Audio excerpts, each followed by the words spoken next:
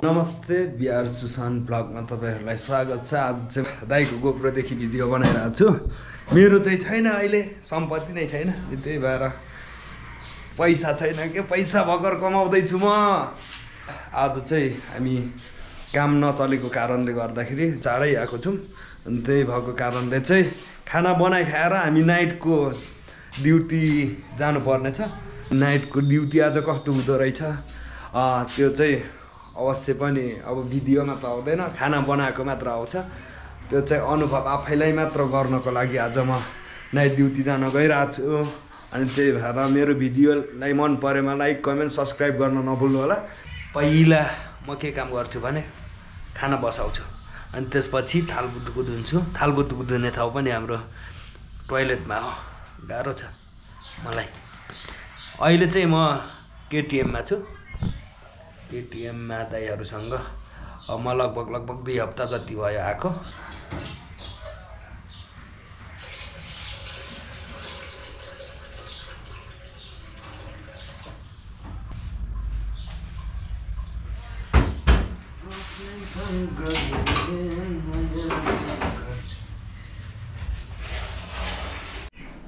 मैले चाहिँ खाना बसाइसकेँ, अहिले खाना बसाइसकेँ। अब यो चाहिँ हाम्रो मासु हो, 100 रुपियाँको मासु आउँछ नि, अनि 3 जनालाई मजाले पुग्ने गरी हेर्न सक्नुहुन्छ।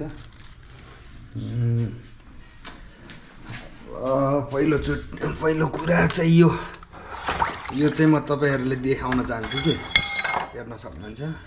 यो चाहिँ मेरो दाइ हेर्नु त, चर्ती कला 3 दिन लगभग दुध किन्नु भयो होला, 3 रात होइन दाइ।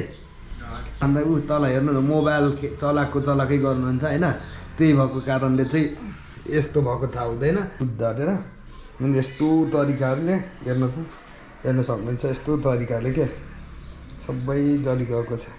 यसलाई धुने चाहिँ कसरी, अब यसलाई पनि धुनु पर्यो मैले। अब कसरी धुने भन्दाखेरि पानीले चट्टसँग हेर्न सक्नुहुन्छ, तिमीहरू सबै धुनु पर्ने छ।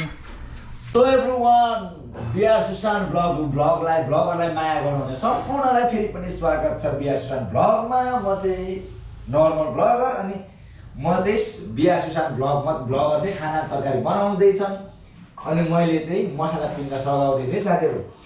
अनि बिहार सुशान ब्लग चाहिँ अब खाना बनाउने रे, खाना तरकारी बनाउँदैछ, बसाइ पनि सकेको छ। सो म चाहिँ मसला पिन्दैछु, मसला पिन्न चाहिँ सहयोग गर्नु पर्यो केटालाई। सो तपाईँहरू यो च्यानललाई सम्पूर्णले माया गरेर अगाडि बढाइदिनु होला। बिहार सुशान ब्लगरलाई मेरो भाइ हो होइन। सो म चाहिँ मसला पिन्दैछु, अनि अहिले चाहिँ केटाले भ्लग गर्दैछ के, अब उसले चाहिँ सो होइन, अनि त्यही हो गराइदिँदैछ। अनि सो अब हाम्रो चाहिँ राम्रो व्यवस्थापन छैन, अनि टोइलेट छेउमै गर्नुपर्ने हुन्छ, भाडा माझ्दैछ। अनि त्यही हो, यता हेर त ब्लगरको ओनर होइन, यस्तो सेतो बनाइसक्यो ल अमर दाइले गर्दाखेरि। अनि सो म चाहिँ मसला पिन्दैछु, कस्तो आउँदैछ त गोब्रोमा ब्लग बवाल आउँदैछ होइन। अनि अब चाहिँ म मसला पिन्दैछु, केटाले गर्दैछ कामहरू बिस्तारै गर्दैछन् होइन। सो लेट्स तपाईँहरू हेर्नु होला, लेट्स स्टार्ट होइन। इङ्ग्लिस बोल्नु चाहिँ त्यति आउँदैन क्या। सो है अब हामी मसला पिन्दैछौँ है। अनि म चाहिँ यस्तो मसला पिन्छु के साथी, 2 हातले त्यहाँ दिँदैन नि त। आज चाहिँ हामी छुट्टी गऱ्यौँ के, आज काम पनि खासै चलेन, अनि मेरो स्वास्थ्य पनि अलिकमा पनि प्रब्लम, मतलब म अलिक कस्तो टाउको दुख्यो के, ज्वरो आउला जस्तो पनि भयो, गर्मी पनि गएको थियो, अनि भने जस्तो काम पनि चलेको थिएन। आज ईद पनि रहेछ, सो त्यही कारण हामी छिटो छुट्टी गऱ्यौँ।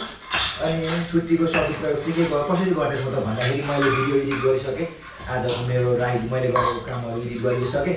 अनि यो चाहिँ सुशान मैले यो एडिट गरिसकेँ, यस्तो राम्रो। अनि यो चाहिँ बिहार सुशान ब्लगरले बनाउँदै गरेको ब्लग हो। म चाहिँ हल्का यहाँ मसला पिनेर चाहिँ सहयोग गर्नु पर्यो भनेर केटालाई अब उसले राईको साग। सो एभ्रीवान, अनि हामीले चाहिँ यसरी दुःख गरेर भात खानको लागि दुःख गर्दैछौँ। यो के दुःख भन्दा आफ्नो खानको लागि। र अर्को कुरा साथीहरू, हामी चाहिँ प्योर मांसाहारी पर्यौँ। अब भेजिटेबल बन्नु छ कसरी बन्ने होला शाकाहारी भन्ने कुरा चाहिँ यहाँ होइन प्रत्येक दिन मासु मात्रै अर्काको ज्यान मात्रै खाइँदैछ। यसो सजेसन दिनु होला कसरी के गर्दा बेटर हुन्छ त भेजिटेबल बन्दा राम्रो हुन्छ कि। सो एभ्रिवान मैले चाहिँ मसला यस्तो यो खालको बनाएँ यो प्रकारको बनाएँ एकदमै बनाएँ। सो मेरो मसला पिसाइ कस्तो छ त मैले तेल हालिसकेँ अब मासु मात्र अगाडि हाल्नुपर्छ अरे अनि त्यही भएर मासु म अगाडि हाल्दैछु।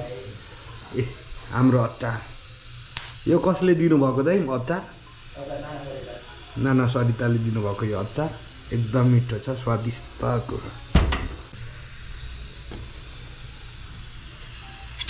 अचारमा एकचोटि छिटियो नि त तेल छिटियो नि त होइन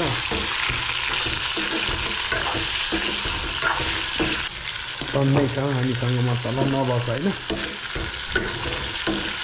मसला चाहिँ टन्नै छ साग पनि छ अघि मैले केलाइसकेको साग यहाँ अब चट्टसँग रातो भइसक्यो ल हेर्न सक्नुहुन्छ रातो भइसक्यो अमर दाइले भन्नुभएको जस्तो।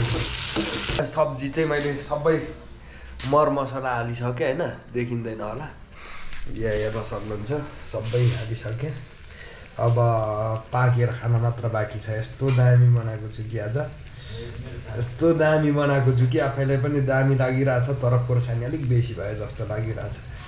मैले चाहिँ खाना सब्जी तयारी बनाइसकेँ एकदम तयारका साथ। अब हामी खानेछौँ। खाना कस्तो दामी भयो होला है खोर्सानी नै बनाउँदैछ खाना। हेर्नुहोस् तपाईँहरू खाँदै गरेको हामी साथी यस्तो पर्याप्त पैसा नहोला कि साथी हो तर खुवाइ चाहिँ राम्रै हुनु पर्यो क्या। चामल पनि के खाँदै बासमती देख्यौ नि त्यसमा थोरै सहीको मासु बबाल बनाएर यार भात त तरकारी चाहिँ राम्रो भएन र भात चाहिँ बबाल लाग्यो कसम। फेरि तरकारी राम्रो भएन भने तपाईँको टाउकोमा झार्छ नि तर तरकारी चाहिँ म त दामी बनाउँछु म। अचार अचार खानु ने खाने 2-3 जना होइन धेरै नखाने।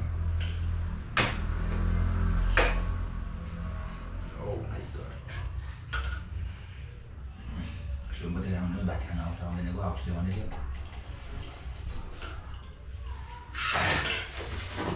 अचार पनि के खालको खाएको तिमीहरूको सुमसँग कस्तो दामी भयो दामी।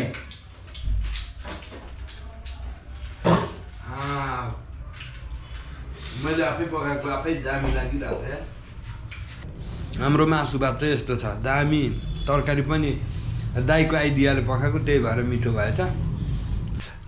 आजको सब्जी मासु अचार अनि खाना दाल चाहिँ छैन ल हाम्रो चाहिँ रस मात्र हो मासुमा अनि त्यही भएको कारणले चाहिँ दाल पकाउनु पर्दैन।